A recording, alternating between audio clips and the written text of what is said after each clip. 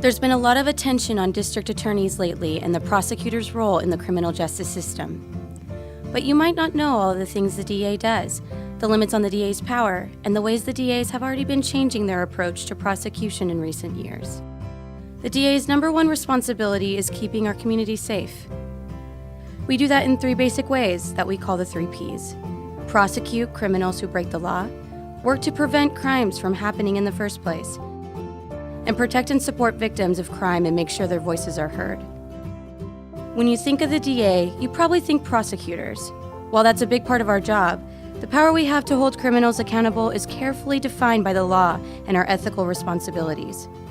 When someone's arrested, we carefully review the facts and the evidence. We can only file the criminal charges we believe we can prove beyond a reasonable doubt. Our job includes protecting the rights of the innocent, as well as those we charge with a crime. Then, the case moves through the justice system, which provides checks and balances and accountability. Public defenders, criminal defense attorneys, and judges all play a role in how the case will resolve. Prosecutors alone don't determine a person's punishment if they're convicted. That's up to a judge and jury once we've proved our case.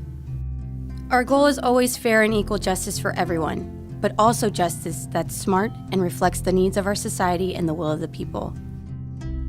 As prosecutors, we also have the ability to give people second chances. That's why we work with special courts that steer people away from jail, still hold them accountable, but get them the help they need to break the cycle and stay out of jail. Help like mental health treatment, finding a place to live, or kicking a drug or alcohol addiction.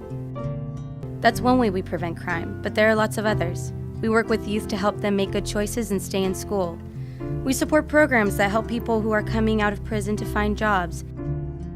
And we let the public know how to recognize and report crimes like child abuse, elder abuse, sexual assault, and human trafficking. The third big part of our job is protecting and supporting victims of crime.